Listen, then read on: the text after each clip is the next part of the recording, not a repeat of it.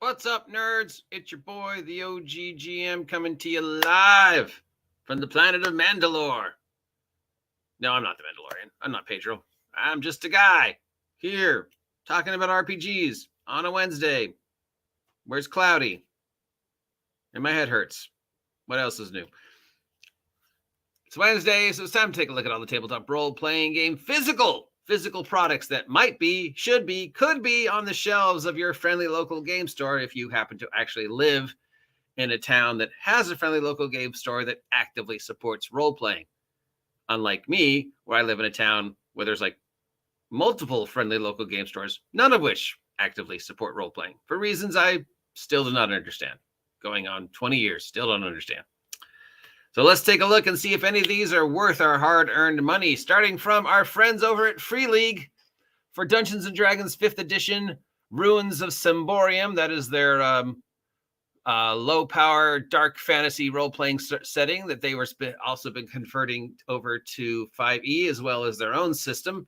They have the Adventurer Compendium and Call of the Dark. I assume they'll also start be making this stuff for their other new game that they've coming out.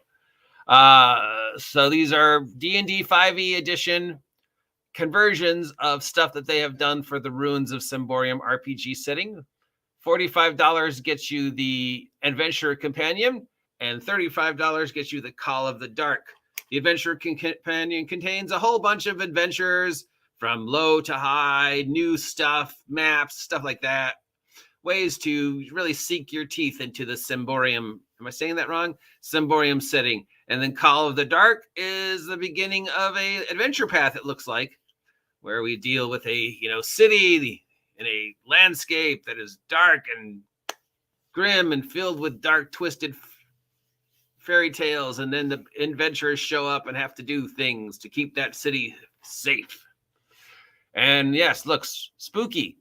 So I was talking about in the other vlog that there seems to be a lot of spooky stuff coming out now in March, which starts your brain thinking, okay, when did this go to print that it comes out in March, but you were in a spooky set of mind? Spooky games usually you think should come out around October, November, or September, sometime in the fall as things are getting dark and spooky. It's spring, things are getting light and sunny.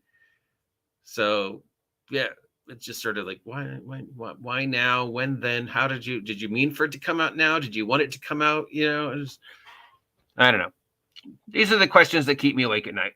From Frog God Games, yes, one of my favorite companies, creators of one of my two favorite RPG settings. We have Lake of Dust for both the OSR and 5e, Dwarven Fiasco for both the OSR and 5e. These are soft cover adventures, $25 each. Lake of Dust takes you to a dried up lake where a bunch of gnolls live and are doing stuff in the ruins underneath the lake, and you have to deal with them. Can you win their respect to go explore the ruins with them, or do you have to fight them to gain the treasures within? And a Dwarven Fiasco is a location-based adventure where you have to deal with some dwarves and their cliff-faced temples. And what's going on in those cliff-faced temples, and what, have the dwarves once again dug too deep? Is there a plague? What's going on? We need to go explore it. But the dwarves are up to stuff. Are they going to be friends? Are they going to be foes? Can we trust them? Have they been corrupted? That kind of stuff. Sounds fun. I love, I'm a huge fan of Frog God. From Mana Project Studios, we have Nightfall, a horror fantasy setting. See, that's like another one. And Nightfall Beastery. These are both for D&D 5th edition. Both hardcover. Nightfall, the horror fantasy setting, is $40, and Nightfall, the Beastery, is $35. So it's a 5th edition campaign setting, full world filled with terror and despair and undead and all the unsafe, horrible things that 5th edition specifically says you should not do with our game. So we're noticing a lot more 5e adjacent games that are trying to embrace this more darker, horrific style, while Wizards of the Coast continues to try and, preach this. Oh no, D&D is inclusive. D&D is safe. Safe space, safety tools. D&D where nobody actually gets hurt. And it feels like the industry is responding by saying, no, we want to use the 5e system, but we also want to feel scared. So, horror seems to go right against everything that 5th edition is about. When you think about the 5e engine, you're like, horror in 5e doesn't seem to really work unless you're like doing, slasher horror, where, the characters survive ridiculous things because they have short rests and stuff like that. I don't know. I understand why there's so many of these games trying to, continue to hook onto this grim, dark horror, dark, forbidding settings, including, Shadow Dark, the most talked about RPG on the market right now. But does 5e work with horror? It'll be interesting to see. From Entropy Games for Troikia, we have Triune. This is a softcover supplement, $12. It's for Troikia, which is acid fantasy. It's tools to turn Troikia into long-term campaigns, how to create fantasy settings and stuff like that to embrace the acid fantasy weirdness that is Troikia. If you ever want to find out about Troikia, head on over to my friend Ra Rasputin's page. He talks about acid fantasy and Troikia all the time. From Goodman Games, we have their Love Mutants of Castle Heartache. This was their Valentine's Day adventure that they finally released to the press in March. It's a softcover adventure for $10. It deals with a castle and mutants and mortals who are being plagued by the haunted castle to live out their most soap opera-y fantasy. So we've got Love Mutants and Castle Heartache. So it's part comedy, part dungeon crawl, part body horror, part soap opera. Sounds fun. Dungeon Crawl Classic is such a bizarre setting. I can't wait to play it again.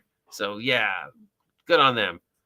From Exalted Funeral, we have Turtleone's Booklet of Arachnid Stuff, Mystic Punks, The Trial of Wendreads, and Micro Circuits. These are all OSR, OSE type stuff. So D20. So all of them running about $15. The Turtleone's Booklet of Arachnid Stuff allows players to play a spider type race and also provides 10 new types of giant spiders to terrorize your characters with. The Trial of Wenders is Mystic Punk. There's no such thing as Mystic Punk. Stop using our word. I'm not even going to give you the credit of talking about it. And Micro Circuits is a game about where you play robots. Robots who are delving dungeons, fighting tyranny, and upgrading themselves. 20 different types of robot builds, robot skills, and stuff like that. And there's a dungeon called the Temple of a Mainframe. And instead of getting skills, you have parts that you add on to you to explore your skills. So electronic dark fantasy. Robots, that could be interesting, different. I kind of like that. And that's it. That's it for all of the stuff coming out at your friendly local game store this week. If you live near a friendly local game store, ask if they have this stuff in stock. And if they don't have this stuff in stock, ask them why they don't support tabletop role-playing. Looking at you, every game store where I live. Let's see. Obviously, my nod of the week is to the Frog God game stuff. Though Love Mutants of Castle Heartache looks fun, and I kind of like the idea of micro circuits. That could be different. It could go somewhere with that. Anyways, that's it for today. If any of these stand out as something you want to pick up, let me know. Head on over to your friendly local game store and tell them I sent you, at which point they'll say, we have no idea who you're talking about. And if you're feeling like supporting a friendly local game guy, maybe consider supporting me by heading on over to Big Geek Emporium, link down below, and picking up my merch, my amazing 8 issues of Minions on a Mission, brand new monsters, brand new ways to look at monsters, tons of new rules and options to bring new terror to those meddling heroes in your campaign. I am the OGGM. If you appreciate this content, let me know. Please like, please share, please subscribe. Please have a good day, and I will talk to you later. See ya.